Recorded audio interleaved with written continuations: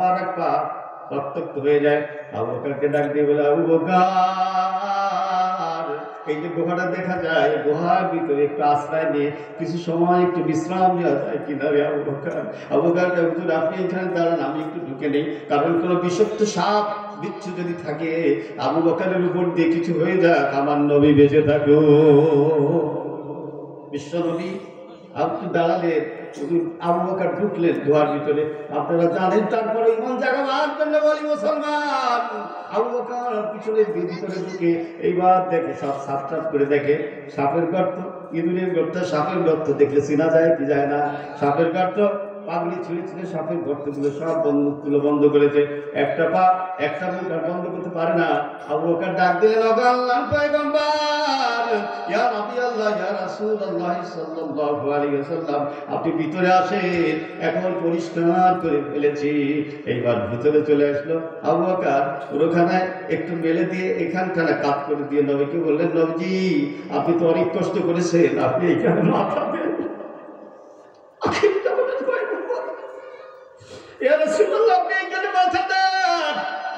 আমি এইখানে বলছি, আপনি একটু এইখানে মাথা দেন।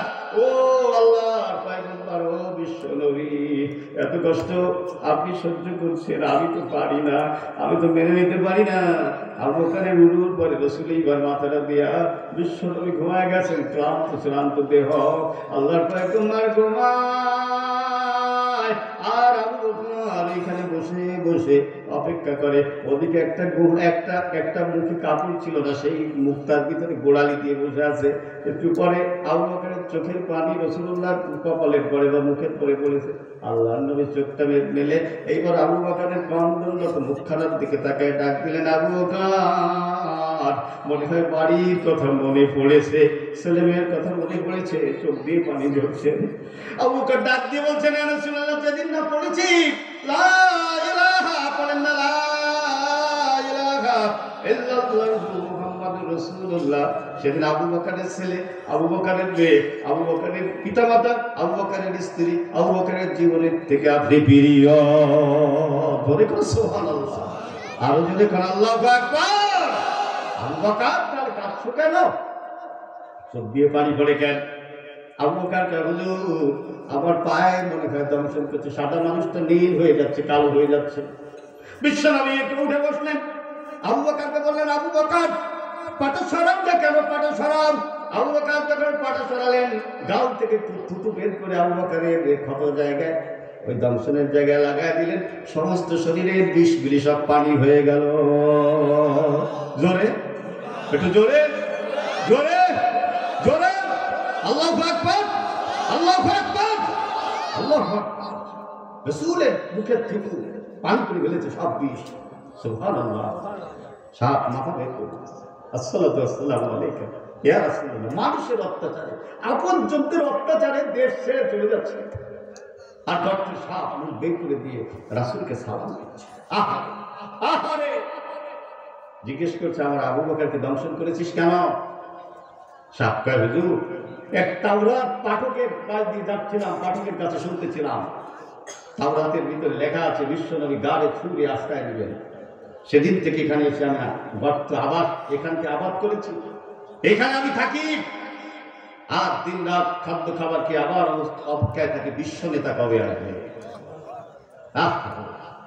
আরে মুসলমান, আরে মানুষ, ইয়া রাসূলুল্লাহ একটা সালাম দেওয়ার জন্য বসে আছে। সুবহানাল্লাহ। হুজুর সালাম গ্রহণ করে বললেন, তুমি চলে যাও। আবার আবু বকর ভয় করে, কাফেররা চলে এসেছে, গোয়ার মধ্যে দেখা যাচ্ছে। বিশ্বনবী কি বলে, লা তাহজান, আবু বকর চিন্তা করো না, চিন্তা করো না। আবু বকর হাতে অস্ত্র, লোক দাঁড়িয়ে আছে, কাঁধলেই দেখা যায়। আবু বকর চিন্তা করো না, লা তাহজান, সাথে একজন আছে।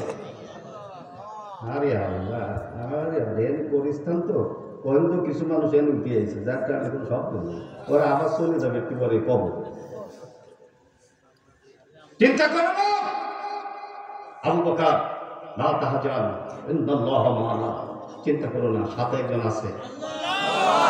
মুখ খোলেন, মুখ যিনি দিয়েছেন খোলেন, নাম বলেন না, আরো জোরে, আরো জোরে, আল্লাহু আকবার, আল্লাহু আল্লাহু আকবার।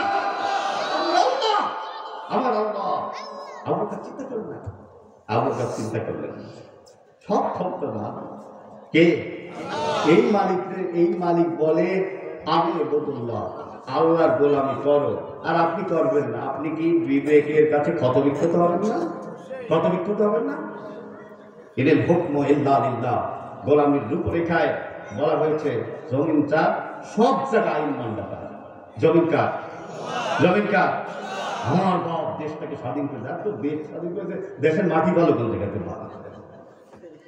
মাটি ভালো কোন জায়গায়? তোর এই সূর্য কি তোর বাপের? এই সূর্য কি তোর চাঁদের? এই চাঁদ কি তোর বাপের? তোর বাপ দাদার সূর্য চাঁদ। ফসল কি মা দেবীর কারণে ফলে না আল্লাহ দেয়? কে দেয়? মা দেবী এবার ঘোড়ায় হাতিতে চলে এসেছে, এবার ফসল ভালো হবে। এই প্যাসেজটা বলেছিল। তার মানে জনগণকে একটু ধরে রাখার জন্য যখন যা বলা লাগে, জনগণকে একটু ধরে রাখার জন্য যখন যা বলা লাগে, তাতে যদি আল্লাহ বেজার হয় তো হোক, তাতে তাদের কিছু আসে যায় না। আসে যায় না বলে এমন শট খাইছো, খেলবা খেলবা খেলবা খেলতে খেলতে এমন শট খাইছো যা ওই ব্যথা কমানো কবিরাজার বাবা না, কবিরাজার বাবা না, কবিরাজার জন্ম না।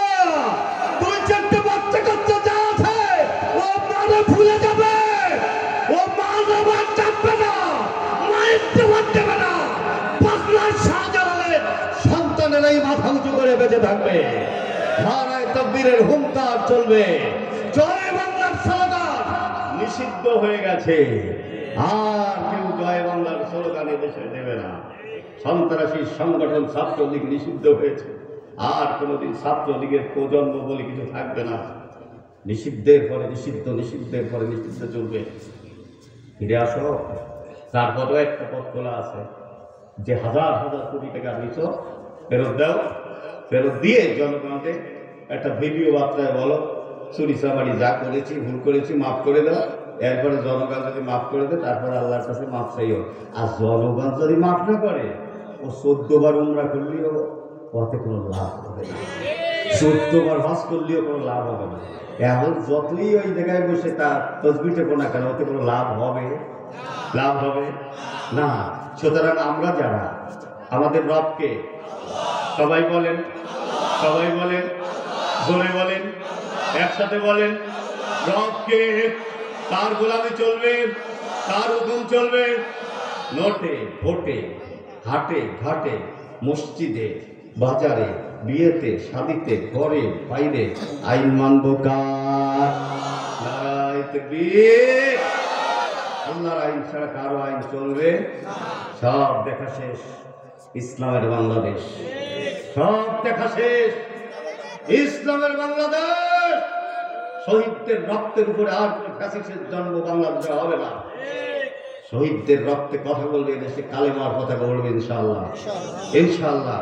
আল্লাহর কাছে সে আশা করছি, যেই স্বপ্ন দেখেছিলেন শহীদ আল্লামা, তিনি বলেছিলেন আল্লাহ একটা দিনও যদি হয় কোরআনের রাজ কায়েম হয়েছে, স্বপ্নটা দেখার সুযোগ করে দাও। আল্লাহ হয়তো সেই দোয়াটা কবুল করেন নাই, তার জন্য হয়তো তার সন্তানদের জন্য কবুল করেছেন। সুতরাং চারিদিক থেকে আওয়াজ উঠেছে, আপনারাও আওয়াজ করুন। সবাইকে দেখেছি, সব দেখা শেষ ইসলামের বাংলাদেশ, আগামী দিনের বাংলাদেশ, আল কোরআনের বাংলাদেশ, আগামী দিনের বাংলাদেশ, আল হাদিসের বাংলাদেশ, আগামী দিনের বাংলাদেশ, পীর মাশায়েখের বাংলাদেশ, আগামী দিনের বাংলাদেশ, ফুটিয়ালাদের বাংলাদেশ, আগামী দিনের বাংলাদেশ, জালিমমুক্ত বাংলাদেশ, আগামী দিনের বাংলাদেশ, নারায়ে তাকবীরের বাংলাদেশ।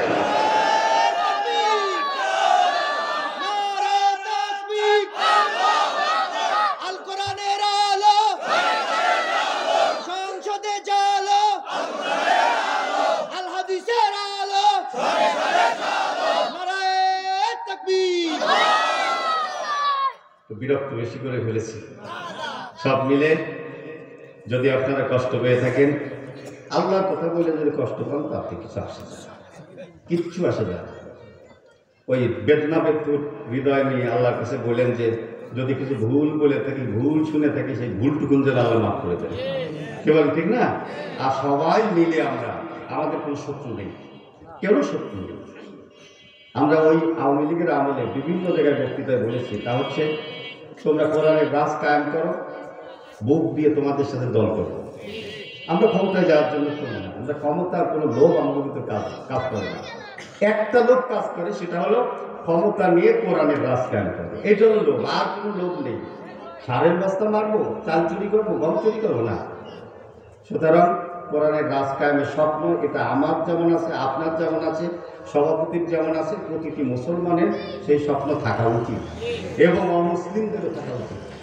অমুসলিমদেরও থাকা উচিত। আপনাদের নিরাপত্তা এই মৌলবীরা ছাড়া কেউ দেবে না। যারাই আসবে দিদি দিদি করতে করতে ও যে কয়েন পিঠে বাঁধবে সব কয়েন খেয়ে ফেলে আপনার জন্য কিচ্ছু রাখবে না। আর পরিশেষ সমাজকে বলবো, তা হলো জালেম মুক্ত বাংলাদেশ। কোনো জালেম শাস্তি দেয় না কেউ, কোন দল করো না করো তা জানি না। সমাজে কেউ জালেম শাস্তি দেয় না। শর্ট দিয়ে তারা তো 1 শটের দিল্লি গেছে, তুমি কিন্তু বঙ্গোপসাগরে যাবা। এই জনগণ কিন্তু কোনো জালেমকে আর সহ্য করবে না। কি বলে ঠিক না? এই জনগণ, তুমি কোন দলের আর কোন মতের কাউন্সিল লুটে খাওয়া, বাজার লুটে খাওয়া, টোল লুটে খাওয়া, এটা এই জনগণ কিন্তু মেনে নেবে না। এখনো সামলাও সময় আছে, না সামলালে জনগণ সামলায় দেবে, জনগণ সামলায় দেবে, জনগণ ক্ষমা করবে না কোনো অবস্থায়। সুতরাং সবার অধিকারকে ফিরিয়ে দিই। আল্লাহ তাআলা আমাদের সবাইকে দল মত জাতি ধর্ম নির্বিশেষে কাঁধে কাঁধ মিলিয়ে শান্তির বার্তা নিয়ে আমাদেরকে কোরআনের রাজ কায়েমের স্বপ্ন নিয়ে আগামী দিনের বাংলাদেশ, কোরআনের বাংলাদেশ গড়ার স্বপ্ন নিয়ে সামনে এগিয়ে চলার তৌফিক দান করেন। আল্লাহ রাব্বুল আলামিন কবুল করে নেন। সকলকে সালাম দিয়ে আমি বিদায় নিচ্ছি। আজকের যে প্রধান অতিথি অত্যন্ত চমৎকার আলোচনা করে, পাগল বানায় নেবেন, একটু মাথা টাথা সোজা করে আবার আসেন এই জায়গায়। যেহেতু আজকে শেষ রাত, আসছেন, ইনশাআল্লাহ আমরা ভালো